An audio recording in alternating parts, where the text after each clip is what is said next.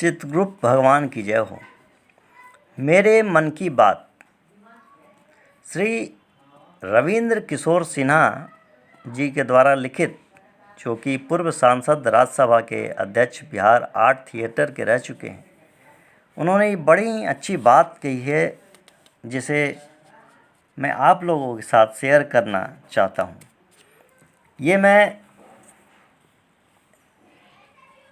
Cash समाज के पुस्तक में अंकित है, उसे ही पढ़ रहा हूँ।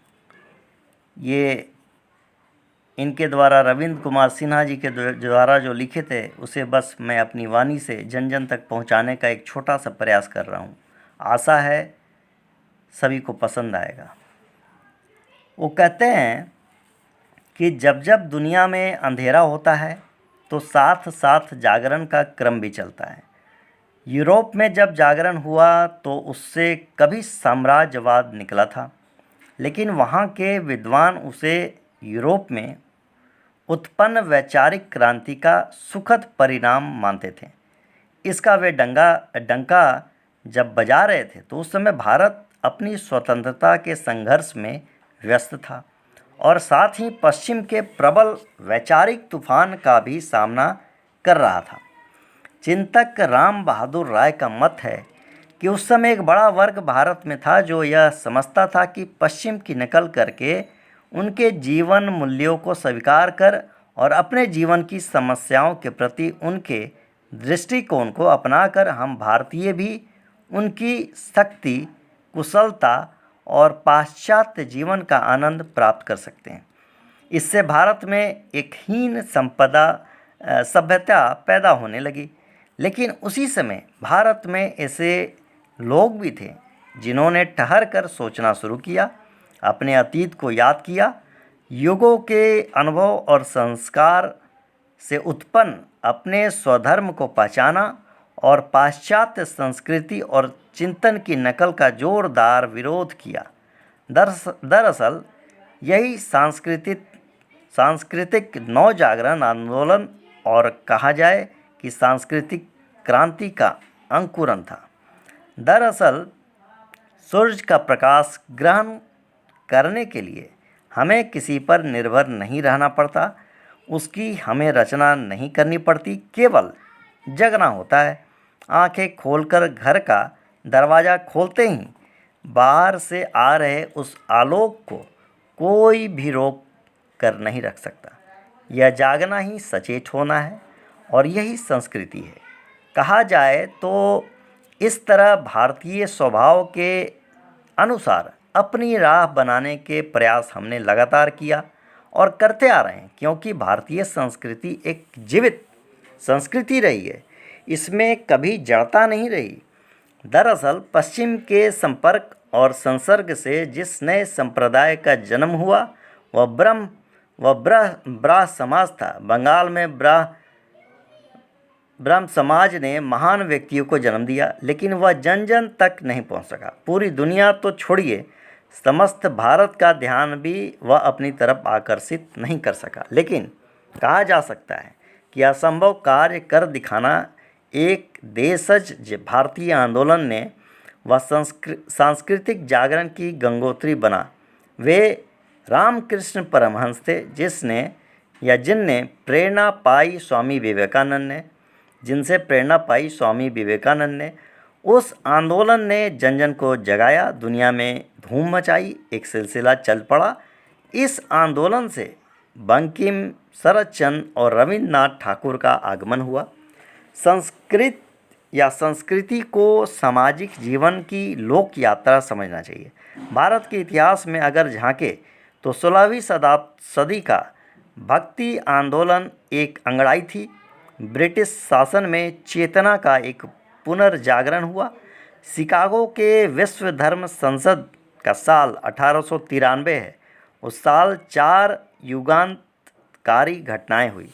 महात्मा गांधी दक्षिण अफ्रीका पहुँचे। श्री अरविंद भारत आए, उनकी पुस्तक न्यू लेफ्ट फॉर ओल्ड छपी। उसी तरह एनी बेसेंट भारत आईं। बाल गंगाधर तिलक ने उसी साल गणपति पूजा प्रारंभ कराई। जो घटना विस्मरण में है वह पांचवी है। माताजी तपस्वी ने महाकाली पाठशाला स्थापित की, इसीलिए कि हिंदू धर्म अपनी आंतरिक सांस्कृतिक शक्ति से उठेगा। उस समय भारतीय संस्कृति के मूल स्वर पुनः उभरे और उनकी अनुगूंज पूरी दुनिया में फैली। उसी समय के आसपास जब यूरोपीय विद्वान वहाँ के रिनेशा या नवजागरण से मुग्न थे, साम्राज्यवादी यूरोप अपने विजय अभियान का डंका बजा रहा था और भारत की संस्कृति में दोष और दुर्गुणों को ही दुष्प्रचारित किया जा रहा था। तब एक और मनीषी सामने आए, वे थे आनंद कुमार स्वामी। आज हमें भारतीय कला दृष्टि के बारे में आनंद कुमार स्वामी जी ने कहा है, उसे विशेष रूप से समझने की आवश्यकता है। अपने अंतिम दिनों में उन्होंने यह आशंका प्रकट की थी कि पश्चिमी शिक्षा के माध्यम से भारतीय यूरोपीय विचारों का अंधानुकरण करने लगे हैं। जब 1946 में उन्होंने जवाहरलाल नेहरू की पुस्तक डिस्कवरी ऑफ इंडिया के बारे में सुना तो दुख के साथ कहा कि ऐसे सभी लोग आधे भारतीय हैं और आधे यूरोपीय। उन्होंने व्यंग करते हुए पूछा कि नेहरू ने भारत को कब डिस्कवर किया। अपने एक लेख में पत्रकार बनवारी ने लिखा है कि आनंद कुमार स्वामी के समय यूरोप के कला जगत की मान्यता थी कि कला की सार्थकता उसके कला होने में ही है। कला के लिए कला की इस अवधारणा को असंगत बताते हुए कुमार स्वामी ने कला और कलाकृति में अंतर किया। उन्होंने कहा कि कला उसके निर्माण करने वाले व्यक्ति की दृष्टि में होती है। उसकी दृष्टि में उसके समाज की मान्यताएं मूल और सौंदर्यपूर्ण अंतर्भूत होते हैं। हम या तो कुछ कर रहे होते हैं या कुछ बना रहे होते हैं। जब हम विचारपूर्ण जीते होते हैं तो वह भगवत गीता के अर्थ में कर्म होता है। शुभ कर्म जब हम विचारपूर्वक बना रहे होते हैं तो वह कलात्मक वस्तु होती है। भारतीय दृष्टि से अपनी आवश्यकताओं के अनुरूप हम विचारपूर्वक जो कुछ भी बनाते हैं वह कलात्मक भी होता है। जब हम केवल अनुकरण करते हुए बनाते हैं तो वह बनाना कला नहीं है।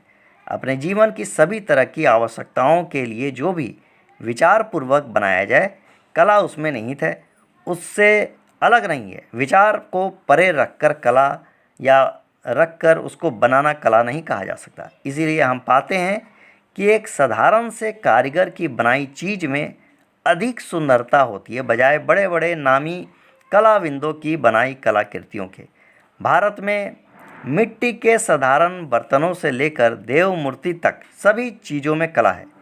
जब आप कला को सामान्य जीवन से अलग करके देखने लगते हैं, जैसा कि आधुनिक यूरोप में हुआ है, तब आप भटक जाते हैं।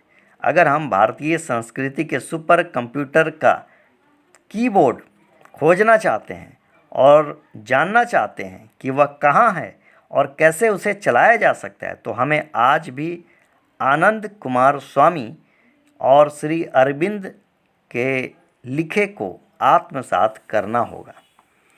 जय चित्रांश की जय हो, गुरु महाराज की जय हो।